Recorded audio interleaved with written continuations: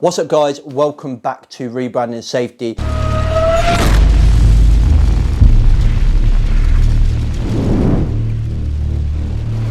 Rebranding Safety is here to do exactly what it says on the tin. We're here to change the perception of health and safety, to rebrand it. We're here to challenge those over-the-top practices, and we do that in two ways: by providing in-depth conversations on this podcast, and we do that also by providing free how-to videos, tips and tricks, etc. on YouTube. So if you're new here, hit that subscribe button. If you're on YouTube, the bell so you never miss another episode. If you're on Spotify, it's follow. Whatever it is, just hit it. In today's podcast, it's less of me and all of somebody else, you'll be pleased to know. I barely say anything other than in this intro. This is a recorded keynote from the HSE Congress. If you don't know what that is, we've done a vlog of our 2 days there, so go and check that out. And this is with Eric Hollnagel talking about safety 2, talking all about safety 2. And we were very, very lucky to record his keynote. Let me kind of give my 10 pence worth to it first. So, like I said, we were very lucky to have a media partnership with HSE Congress, a HSE Global Series, the business is called. If you don't know who that is, you can go check out the podcast interview we did with Paul a long time ago, it's in a mini-series called Breaking the Plateau with Paul Clark, so you can go check that out. Go watch the vlogs, I explain it much better in there, and you get to experience it. You get to come along to the UK Congress with me in the video, so go watch those, we'll link them in the description below. Eric's keynote, talking all about safety 2. If I'm honest, it's very similar to Safety Differently, any kind of like human paradigms, how human performance, they're all very similar.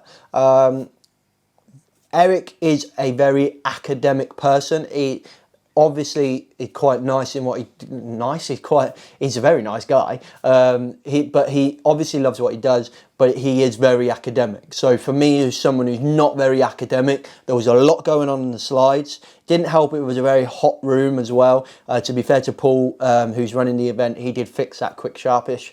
It was a long keynote as well, so it was difficult to follow, hence why I'm glad we recorded it, because when I watched it back, I thoroughly enjoyed it. Doesn't take away from the positives that he is talking about. He's very much talking about, why you're not interested in the positives of what's going on, and some interesting quotes as well. You can analyze a happy marriage. Can you analyze a happy marriage by learning from divorce? When he says it like that, it's like, well, yeah, that makes sense, doesn't it? No, you can't. Like, let's learn about what went wrong. Why did you separate? And then try and stop people from doing that. Or why don't we talk to people who are happily married and try and work out why they're happily married? It's about focusing on the positives. Are we going to flip that and compare it to health and safety? It's like we spend so much time looking at these lagging indicators, as people call them, but like we look at what went wrong to try and tell us what should go right. And I thought that was really interesting. Some things that I kind of thought is about 20 minutes in, maybe a bit short into the keynote, and he kind of covers two quotes, and one of them's like 20 years old, the overarching thing when I'm at these types of events is that, what makes it different? Why are we still not got this? Why has it taken us so long to get to the point where we still don't understand that safety is about leadership. Safety is about just creating a business where we need to do what we need to do, and we do what we need to do by being as safe as possible. But that's all about kind of efficiency. I like to talk a bit like risk efficiency. It's about being efficient, not going too over the top and not being underneath. And that kind of the overarching thought, so I was listening to Eric, was it's really hot in this room, but the other overarching thought was like, what's it going to take for people to listen? People to change, people to take this stuff on board, and that was interesting, because when we look at, and I'm talking about it all the time, and I've mentioned it in podcasts, I believe, but pirates had compensation schemes, pirates had leadership, pirates had employee involvement, all the basic things we're told about good leadership within a business. Pirates did it. Pirates, swords and shit, like a long time ago. So, I absolutely urge you to really listen to what Eric's saying, but don't just listen to it, but like take notes and take it away and implement it in your business. There's so much more. I've got so many notes about it, but you know, without me waffling on, I'll let you listen to Eric's beautiful voice. Let's get into the podcast. It's always been, it's part of human nature, I think, that when something happens, we try to find an explanation. We need to understand. We can't just say, oh, it happened. We need to say, why did it happen? Particularly if it's serious and if it hurts us or somebody else. And what I try to show here that is through the ages, the explanation, the nature of the explanations have changed as we got maybe wiser and wiser, at least as societies developed and became more and more complicated, our explanations followed the stage of development of societies and our knowledge of the world. So in the beginning we said when something happened it was an act of God or an act of nature, and sometimes people today even still say that. Then we learned that, in fact, we said that it was an act of God up until the middle of the 17th century.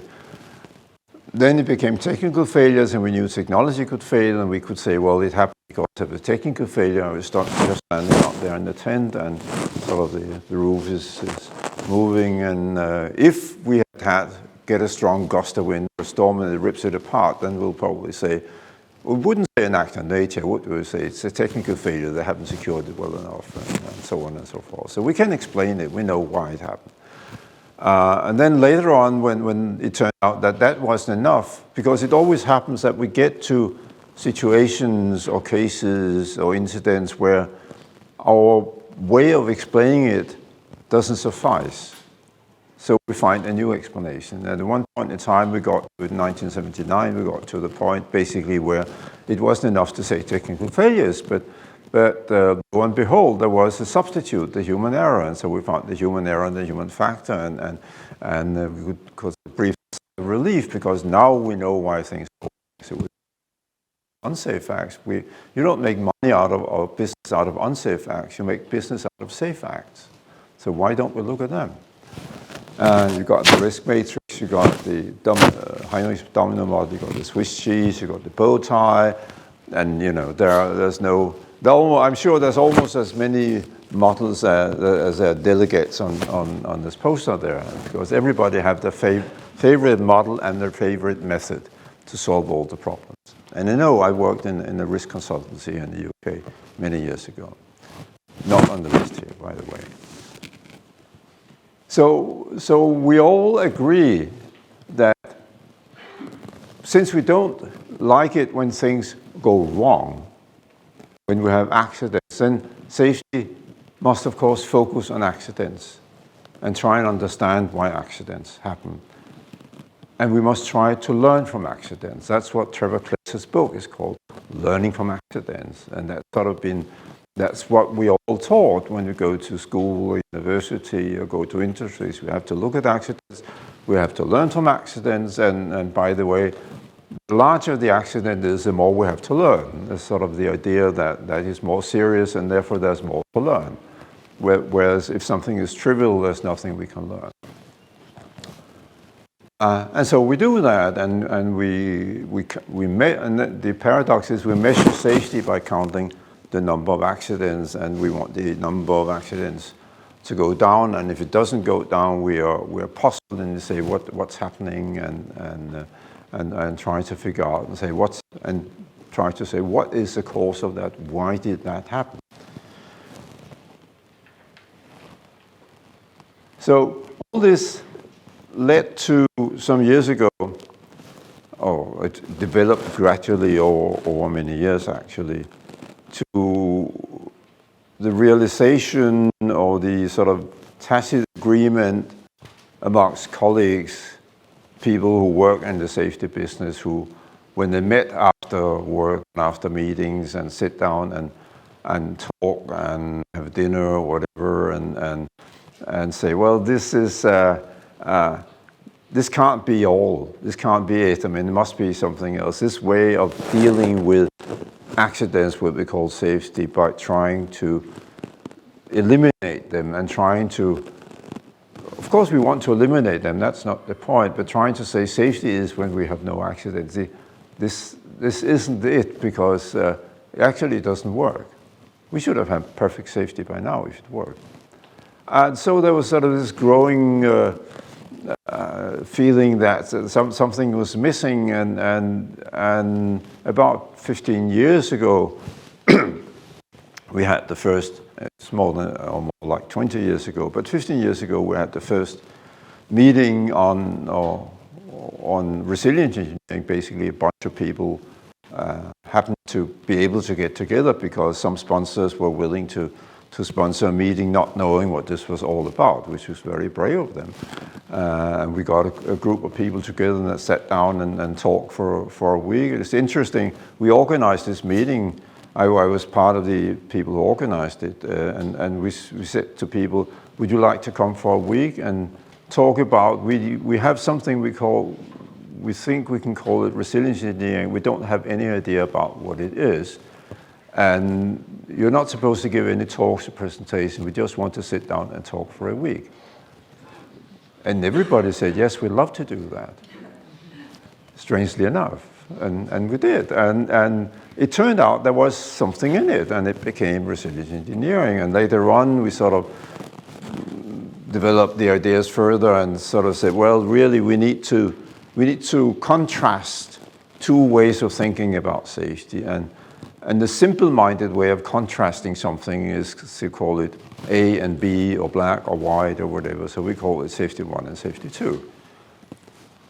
Which I must say now, in retrospect, wasn't very smart. But we're not very smart people. But anyway, it stuck, because people like dichotomies. It's so easy to think in terms of dichotomies. So we have safety 1 and safety 2. And so basically, safety 1 is the label now that we use to describe how we have been thinking about safety for thousands of years. That safety is a condition or a situation where as little as possible goes wrong. And we all want that. Don't misunderstand me. Even the people that, if you want to call them safety 2 people, which I think is not a good term, but even people who think in terms of what they call safety 2 or whatever, I'll hopefully explain what it is. The aim is still the same, to avoid accidents, obviously, but the ways of doing it differ. That's the difference. The difference is not in the aim, the difference is in the approach and the method. So safety 1 is, so we define safety 1, or you could just call it safety, as this. A condition where the number of things that go wrong is as little as small as possible. And we need to understand why accidents happen. And this leads to a bit of a paradox, because we all say if we need to understand something better, we need to study it, right? And we need to understand safety better, right? So we need to study safety. So what do we choose to study? We choose to study situations where things have gone wrong. And the situation where something goes wrong, where it's an accident, is a situation that's lacking in safety. And the more serious it is, the more lacking in safety it is. So how do we think, or why do we think we can understand safety better by focusing on situations where we also say there's no safety? How can you study something when it's not there? And if you put it like that, this is a rhetorical question, of course. You can't. So the conclusion is, well, we need to study something that's there. So we need to say, what is safety actually? So what we do is, when we look at accidents, is we look at snapshots of situations where a system or an organization or a company didn't work as it should. We look at the snapshots. We analyze the snapshots. We try to understand why these situations happen by looking at them step by step and say what went before and why did it lead to that and what are the consequences. But we only look at them sort of in short sequences, we never go very far back, and we never go very far ahead. But what we're looking at really is the absence of safety. And what I try to show by this diagram, you've got the sort of the curved line, which is called the limit of unacceptable performance. Below that, you have the unacceptable performance, obviously. Above that, you have the acceptable performance, which is this mess of gray lines, which illustrates that a lot of things happen there, but a lot of things that are changing and variable all the time. But we don't really know. That's why they're gray, because we don't look at them. So when we look at safety, we look at what goes wrong, and we look at the snapshots, and we analyze the snapshots, and we report the snapshots, and we know exactly how many snapshots we have. We know exactly how many accidents there are, but we don't know how many things that go well. As a case in point, I was talking to an airline last year, and they celebrated that in the last quarter they had 0 hard landings. And you know exactly how many hard landings I have every quarter. So I asked him, I'm a psychologist, so I'm allowed to be naive, so I asked him the naive question, how many landings do you have each quarter? And they said, yeah, we can find out, but they didn't know. And I thought, that's odd. Why are you not interested in the good landings, in the non-hard landings? Because that's what you want, after all, isn't it? That's what you try to have more of. Because if you have more of those, then you will have also less of the hard landings. But you get it in a different way. So one of my very clever colleagues, Marie de Vos from the Netherlands, put it like this. Is it possible to understand what a happy marriage is by analyzing and learning from divorces alone? And I'm sure you'll agree that the answer is no, it isn't. If you want to understand what a happy marriage is, you should look at what makes a happy marriage, not what makes a divorce. I mean, a happy marriage is not trying to avoid a divorce. I don't think that's a recipe for a happy marriage. I'm sure you'll all agree. This is a man who's been married twice. Anyway, but you know, it's a triumph of hope over experience, as Johnson said. But you can just turn it around and say, well, replace marriage and divorce and say, is it possible to understand what safety is by analyzing and learning from accidents and incidents alone? And the answer is no, it isn't. Safety is not just the absence of accidents and incidents. Safety is something in itself. So what is it? That's what we need to find out. So the consequence of that is, and of course I'm happy to quote other people to say, well, the problem is actually not safety in the classical sense of looking at accidents. The problem is something else.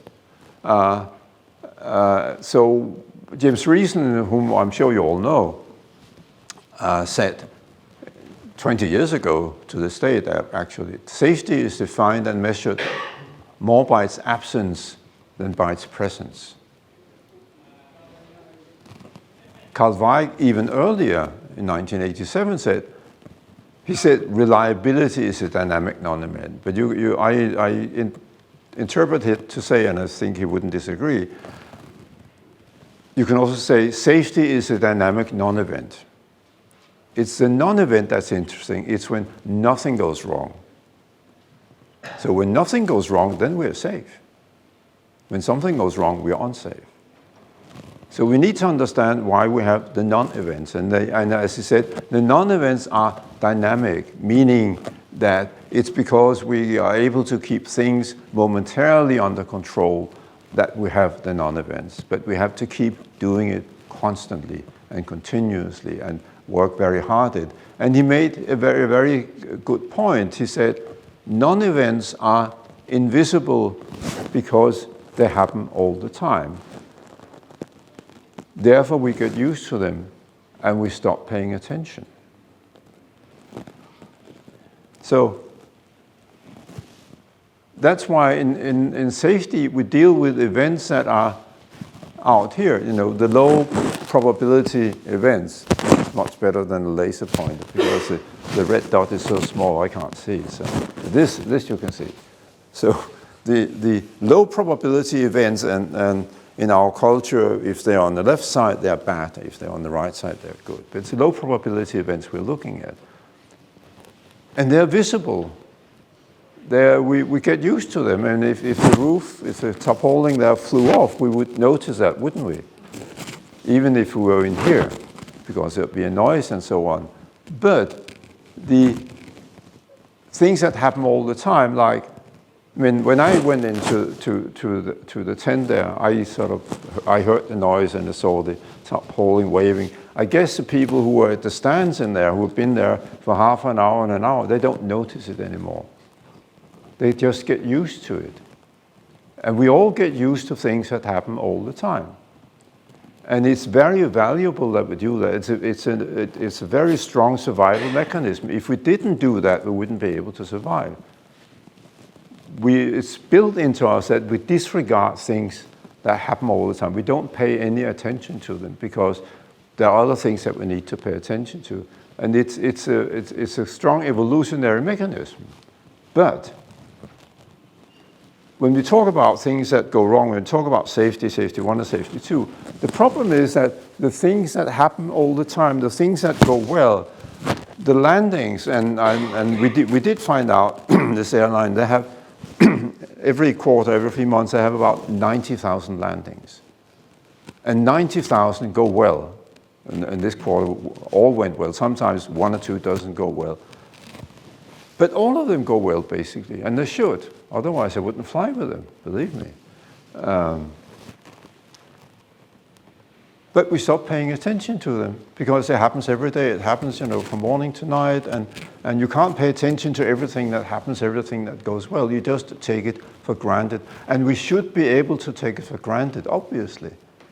But we should also understand how it happens, because it doesn't happen by magic. So if you look at it, then you can say, well, in our daily lives, life is full of, in fact, life is made up of what I would call, or what Weig would call, dynamic non-events. Things that just happen, things that are just there. You go out to get coffee, and there's coffee in the coffee machines. You don't even think about it. But if there wasn't, you would think about it and say, why are they bloody and so on? Haven't they put beans in there, or water in there, or milk in there, and so on and so forth? Which, if something is missing, you notice it, and you start to say, why? But if something is there, you don't notice it. But you should notice it and say, how did that happen? Not that it's a miracle, but it's important to understand how it happens. Because that's how we make our lives. That's a basis of our businesses. That's a basis of our daily existence. Whatever you do, when I go to the supermarket, things are there, and now I think about it now because I know I should think about it, but usually we don't, we just take it for granted. And things that happen when you travel here, when you travel back, and hopefully everything works, knock on wood, but we just take it for granted that it works. Of course it does. There's electricity, there's water, things are just there, and we don't notice them because, of course they're there, because that's how we build our societies, that's how it works. So that gets to the idea that safety is a condition where as much as possible goes well. Not when as little as possible goes wrong, but where as much as possible goes well, then we are safe. But then the question is, how do we know that things go well? Or do we know why things go well? And what can we do to ensure that they will continue to go well? And that's the difference between safety 1 and safety 2. In both cases, we would like not to have accidents, but a safety 1 perspective. And it's really, since I'm here, I can illustrate to you what I mean by safety 1 and safety 2. It's a perspective. If I stand here, I have a one perspective on you. I can see all of you, but some of you are sort of behind others, and I can't see your faces, and I can't see all the details. But I can change my perspective. I can walk over here. I still see the same people, but now I see you from a different perspective. I can see things I didn't see before. That's the difference between safety 1 and safety 2. You change your perspective. You look at things in a different way. And And we still agree on the objective is to have as few accidents as possible. But instead of trying to have fewer accidents by preventing accidents, we try to have fewer accidents by trying to make sure that things go well. And you can only make sure that something goes well if you understand how it goes well. Therefore, we have to study what happens when nothing happens. We have to study why things go well. We also have to study accidents, of course. Nobody would say otherwise. When things don't go well, we have to look into that. We have to try and understand it. But it's not sufficient. It's not enough. If you only do that, you're not getting forward. You're just trying to think when you drive in traffic. If you were only trying to avoid collisions, how would you ever get anywhere? Because then your direction would be determined by what others do, and you try to swerve and avoid all the time. You never get anywhere. When Volvo started working on adaptive cruise control many years ago, I had some contact with Volvo, and I talked to one of the guys. He was a test driver, and he said he remembered on his first test drive with adaptive cruise control, he was going from Gothenburg to Lund, and there's a motorway there.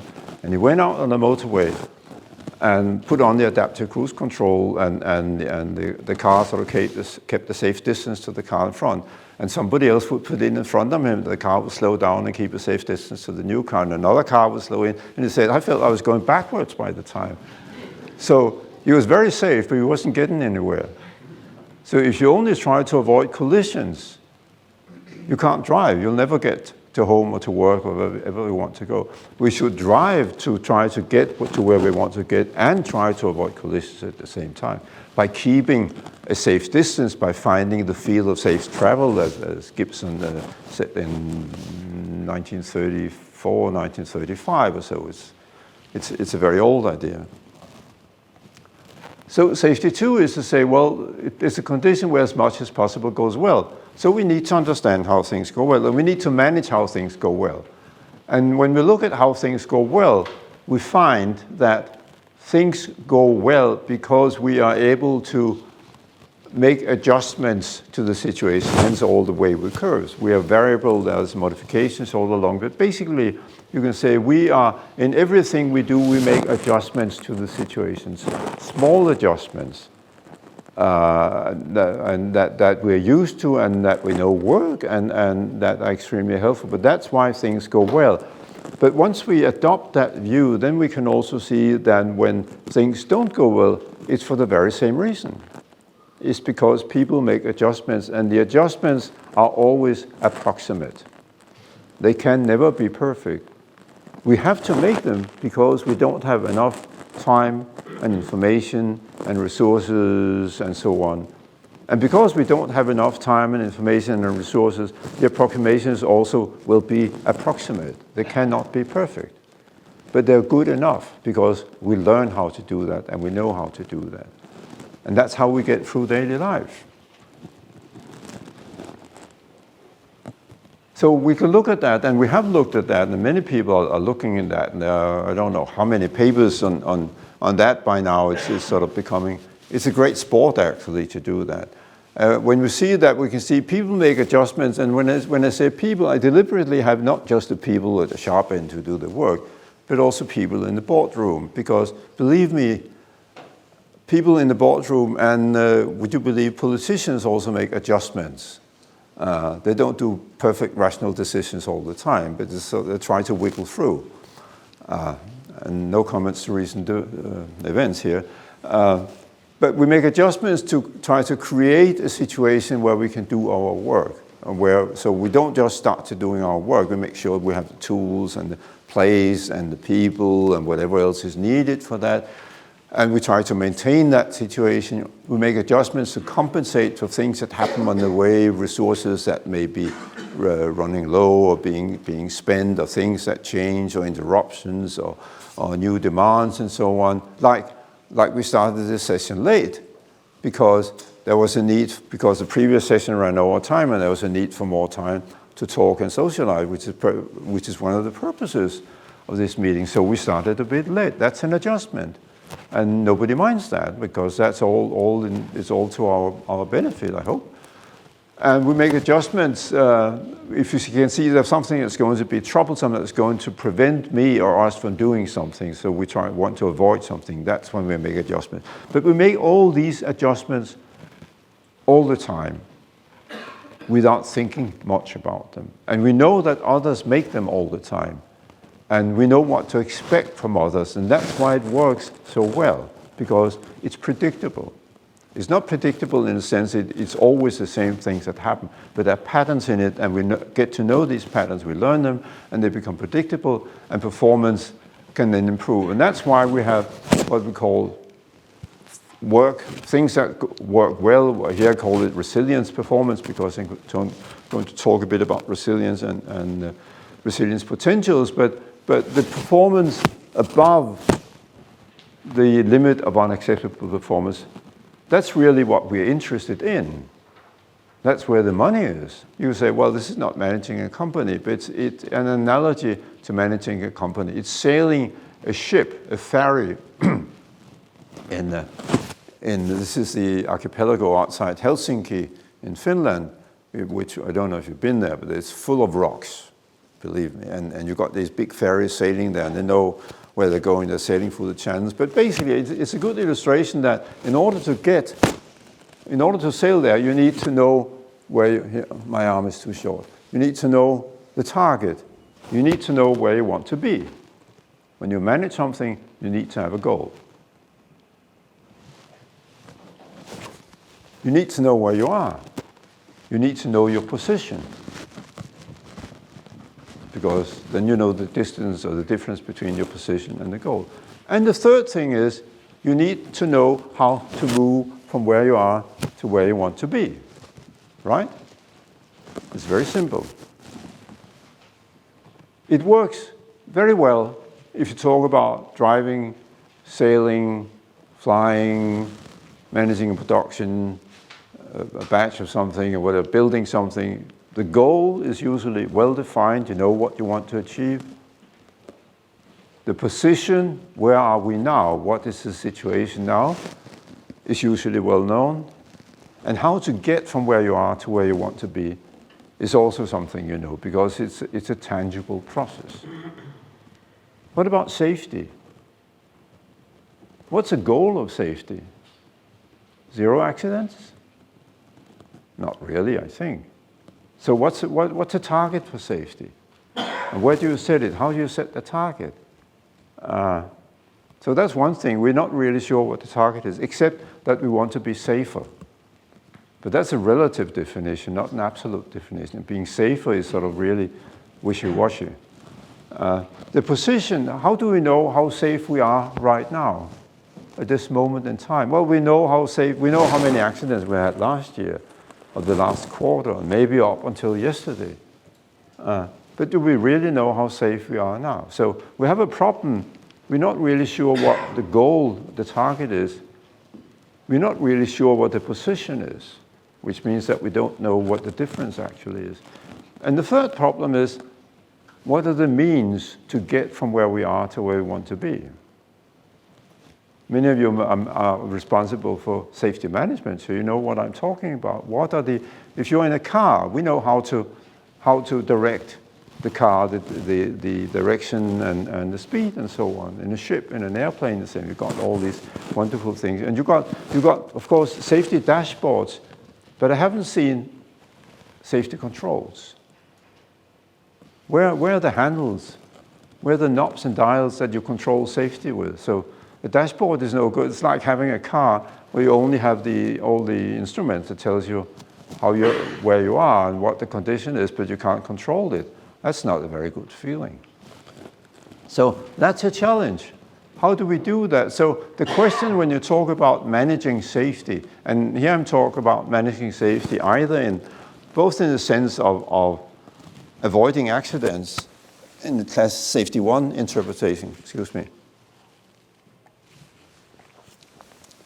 and in the sense of being able to do things better.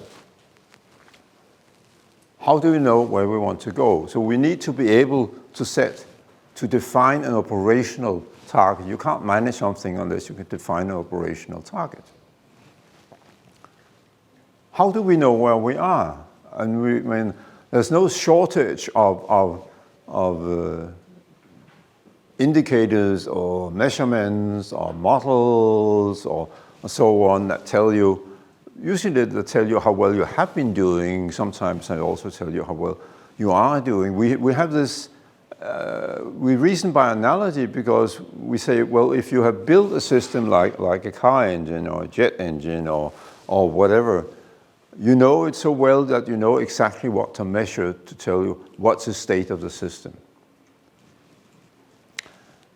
But we don't build safety and we don't build organizations. We don't know them with that degree of detail that we can say, oh, this is what we need to measure. And we wouldn't know how to measure it anyway. So the problem is the position. Third problem is the means, because the means is how do you change something? And in order to change something, to change a position in a metaphorical sense or the physical sense, you need to know how to drive it, how to move it. And we don't know how organizations work, to be honest. We have plenty, you can see plenty of models of organizations, plenty of nice diagrams with boxes and arrows and lines, it's just communication, responsibility, and this and that. But nobody has built an organization. Organizations grow from past experience and ideas, and they're nurtured, and they never grow exactly in the same. We don't know exactly how they work. And my humble suggestion is that this is our model of an organization. It's a black box. We don't know what's going on inside. We know we can do something, and then a while later, and sometimes a long while later, there's a response of some kind, and we try to make an inference and say, oh, this happened because of that. Let's try this, and let's see what happened. If you want on a big scale, take the national economy of any country in the world. We don't really know how it works, and people try, oh, let's increase interest rates, let's increase public spending, and there are various theories about that, but nobody knows for sure. That's why it's so easy to get a Nobel Prize in economics. Two psychologists, or two non-economists have got it. That's how easy it is. One of them even a psychologist. I mean, how low can you get? So the question is, how do we think about how systems work? How organizations work, and we tend to think about them as if they were a simple mechanical system. I do this, do that, and I change that, I come with this new rule, this new facility, whatever, and this is going to happen, that's a consequence. So it's like a causal, simple linear causal way of thinking. Because most of our thinking about organizations is about at least 100 years old, but more, what we call the modern thinking about organizations is 50, 70, 100 years old. And systems in those days were what we call simple systems. They were understandable. Then systems became complicated. We become what we call socio-technical systems that are more difficult to understand. I mean, in the first place, you can actually see what happens. When you get to complicated systems, you can't really see what happens. You can see people that are doing something, but a lot of what happens in here, and it's not observable. And today we have systems that are complex or intractable or even entangled, so we don't really know what's going on inside. But that's a problem if you want to manage them. You can't manage something you don't understand. So when you look at management, we have the goals, and the goals are often defined by traditions, or by standards, or by requirements, or by comparisons, and we measure the outcome in certain ways, usually in terms of safety, by measuring what goes wrong, not by what goes well. We do have balanced scorecards and performance indicators and so on, but not much really. When we look at the position, we have indirect measures of the position, and I'm coming to that because that's sort of really what I want to focus on here, how to know your position. But we don't really know very well. And that's why I have this map here, because in the old days when you had the map of sort of where you were, but weren't really sure where you were and what was happening there, that's what you wrote. Here be dragons. I mean, because there were unknown dangers here, and I think that's where we are very much. And when you come to the means, the steering wheel, what means do we have? How do we decide what to do? We have legacy, we have practices, we have current trends, we look at what others do and they seem to be successful, and we try to do that as well. There are many famous examples of that, but by and large we really have a problem here. And so if we do want to manage safety, if we do want to manage organizations so that we have fewer accidents in the sense that more things go well, we need to understand how things go well.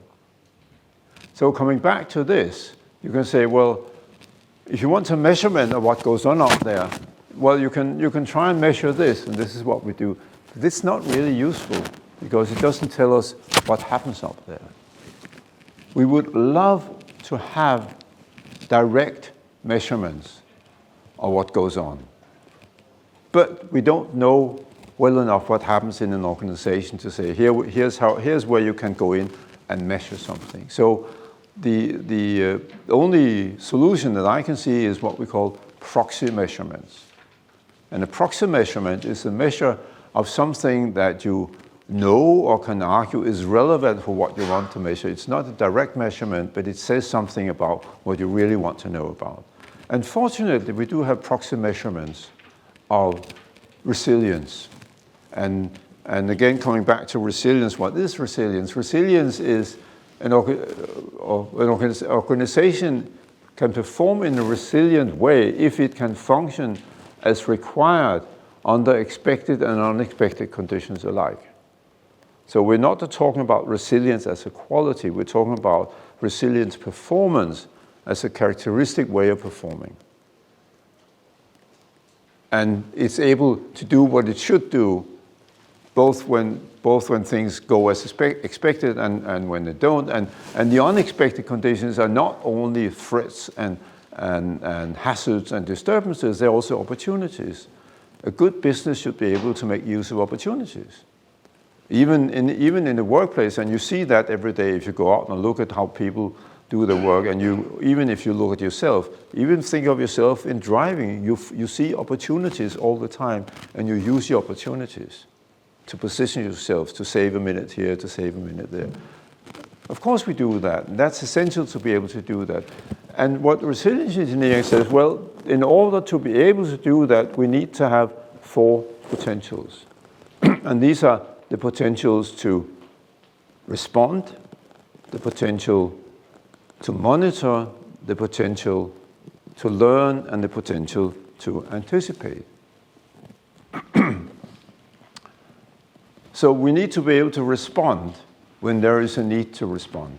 We need to be able to ready. We need to be able to respond to threats, but we also need to be able to respond to opportunities.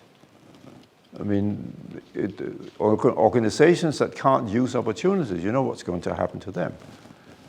You're going to win. We need to be able to monitor them. So we need to know what is going on inside the organization and in the surroundings. We need to know what is the status, what are the trends, what is going to happen next. And of course we do that. That's why we have KPIs and so on, even though they're not really up to date. So we try desperately to understand what is going on, what is going to happen. And again, I could give you a wonderful political example, but I won't do that. We need to be able to learn. We need to be able to learn from what has happened, both what has gone well and what hasn't gone well. Because if we don't learn, then we always respond in the same way. And if you always respond or react in the same way, it's not going to work in the long run because the conditions change. So you need to learn. You need to change the way of responding. And we need to anticipate. We need to be able to look ahead into the future, into the short-term future, into the long-term future. Sometimes the very long-term future. The very long-term could be like 20 years or 40 years or 60 years. I mean, coming back to the coronavirus, I mean, in China, they built a hospital in 11 days, lo and behold. But I also know from the last time when they had the SARS, they tear them down afterwards. We're not needed any longer. In Denmark, when we're trying to build a super hospital, and we are trying to build super hospitals, it takes planned 10, 12 years, actual maybe 15 years, and they're going to stay there forever. So we need to have a longer time horizon when you think about that. And I'm not sure I trust any of our governmental departments to be able to think 40 years ahead and actually build and prepare for that. But then we are in the European Union, of course, so what could you expect? No, so you're doing much better. Sorry. No, I promised myself I wouldn't talk about that. So we need this because if you can't respond when something happens, then you're going out of business. That's obvious. As an individual, as a company, as an organization, as a nation, if you can't respond, then you're going to die sooner or later, die in the metaphorical sense anyway. If you can't monitor, you need to monitor, because if you don't monitor, if you don't know what's going to happen, then everything that happens is a surprise.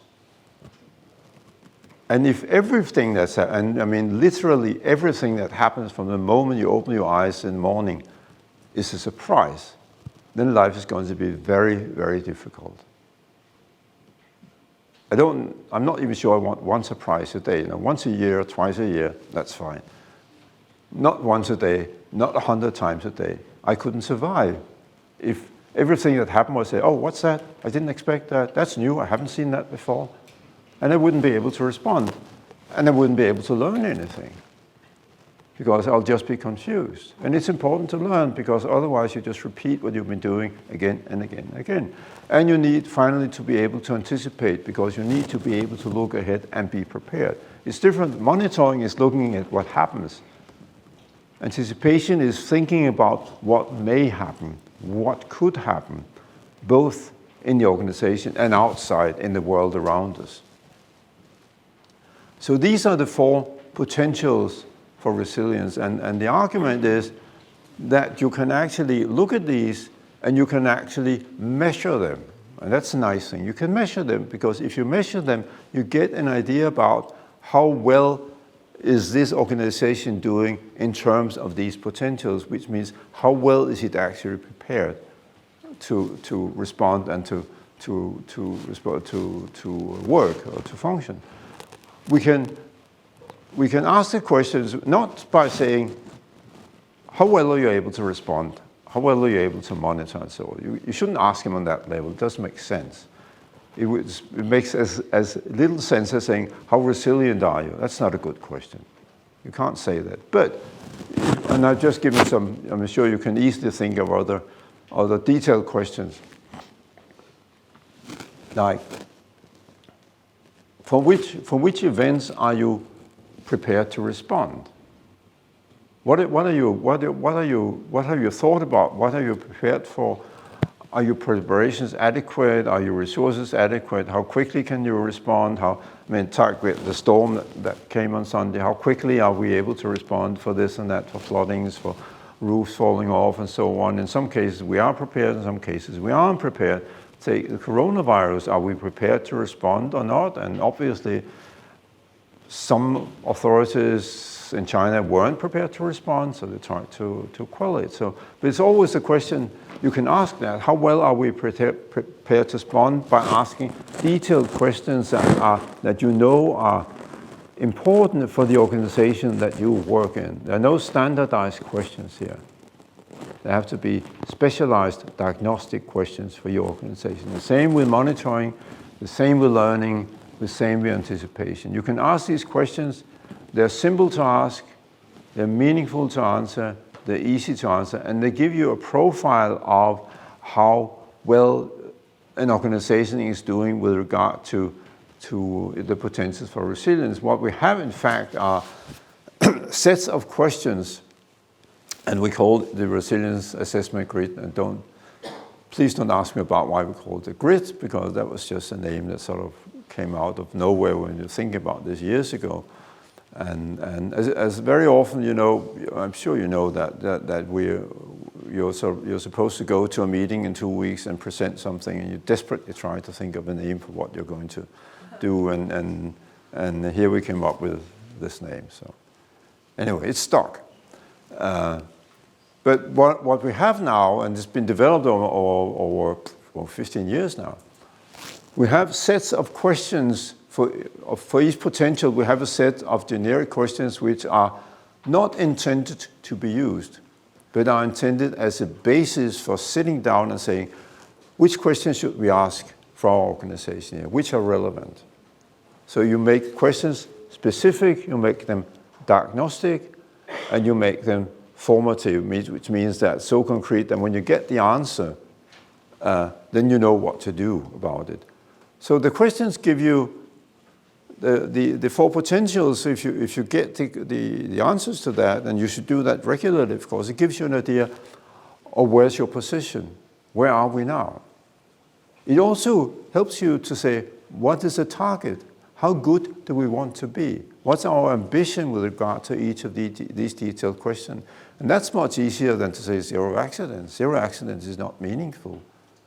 But if you say, we need to have a response time for these types of events as we do in many cases, less than 5 minutes, less than 5 hours, less than 5 days. And equally, we need to say, we need to be able to continue the response for 2 days, 2 weeks, 2 months. Take bushfires in Australia. You run out of resources, you run out of firefighter, you run out of material. So being able to respond is not only being able to do something when it happens, it's being able to sustain the response for a long enough time, and that requires anticipation. So these are sort of weaved together. But you can use this to say, this is our target, this is our goal, have we actually met that? You can also use this to say, because the questions are diagnostic and formative, to say, well, how can we actually do that? How can we change that? If you get an answer that said that, and I don't have any of the concrete examples here because we didn't have time, but so far nobody has waved at me and told me to shut up, so I'll just continue a bit more. But we do have examples of organizations that look at their own performance and say, are we doing this well enough, for instance, in terms of reporting, and you ask people, do you think you get adequate feedback from the event reports that you submit? And if they say no, which they do sometimes, well, then you know what to do. At least you know more concretely what the problem is. You know there's a problem here. It may be a perceived problem, but there is a problem. And you can start to think, what can we do about that? How can we improve the situation? So the potentials is actually a way both to help you to define more concrete targets. It's a good way to try to assess your situations, to get what I call a profile of what the state is of the organization at any one point in time. And it also helps you to say, well, what can we actually do to improve matters? So, last slide. Just to try and sum all this up, if you take the two views, and in some sense, I think I'm not happy to contrast safety 1 and safety 2, as I'm trying to say. They're not either or. It's two perspectives. It's two different ways of looking at things, and therefore all two slightly different ways of doing things. But let me say that nobody will say, go home and throw away all that you do and drop everything and start from scratch again. The only thing I'd say, go home and do what you normally do, but maybe try to look at it in a slightly different way.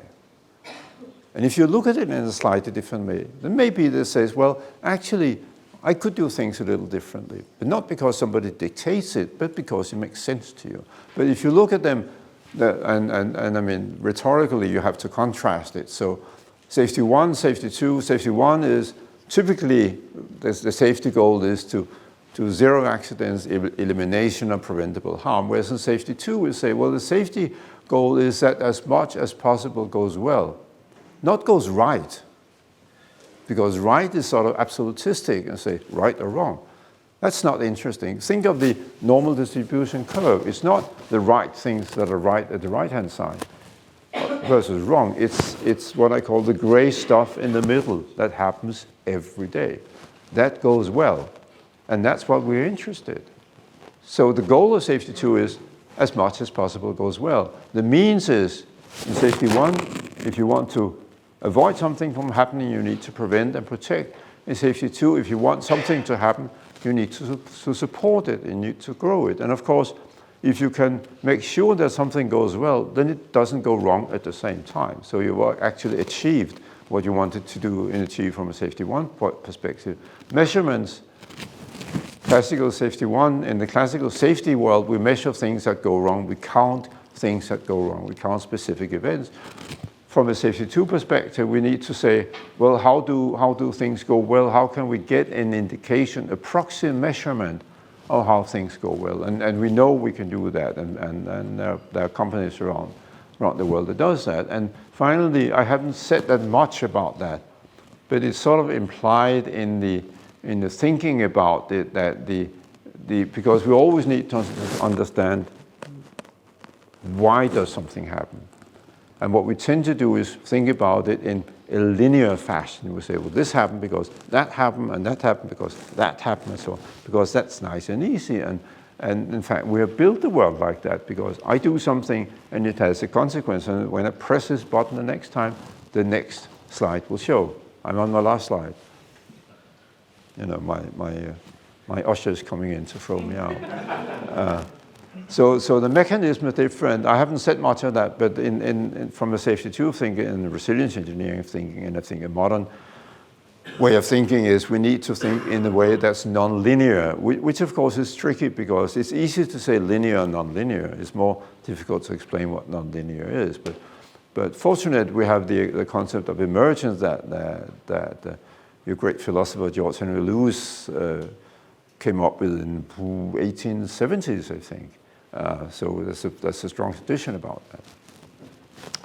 So there are differences. So what I've been trying to say is, here are two different ways of looking at things. You might want to try to maybe look at things in a slightly different way. If you want to look at it in a slightly different way, there are actually things you can do. I just mentioned one method here, the resilience assessment grid. There are other methods, there are other ways you can do that. There's a great deal of practice around that now. It's because it's been going on for about 15 years or so, and many companies around the world are taking it up. One airline, and I won't say which, but if you've flown with them, maybe you know, but their motto, their slogan now, which I see when I visit the headquarters, it says safety through resilience. They don't say safety first. They say safety through resilience. I even have a very nice T mark which says safety through resilience. I'm very proud of that and use it every day. And I'm careful not to drop it. So with that, thank you very much for your attention, and if you have any questions.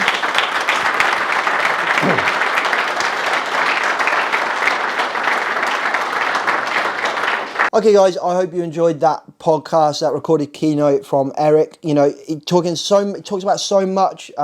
If you watch the video version, you'll be able to just see the slides. I think it's up in the top left-hand corner. Apologies for, if at times it feels a bit choppy. It was a very hard event to record, this keynote, and we got there in the other end, and we had to chop some bits about, but we got the gist of it basically.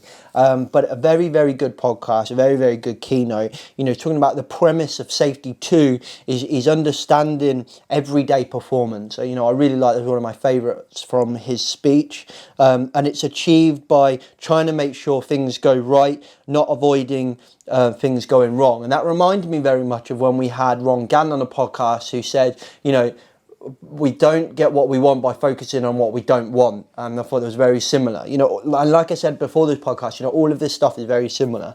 All of this stuff, is connected. So, don't be bogged down if you're listening to this and thinking, oh, maybe safety 2 is what we need, but I like safety differently, or whatever, human performance. It really doesn't matter.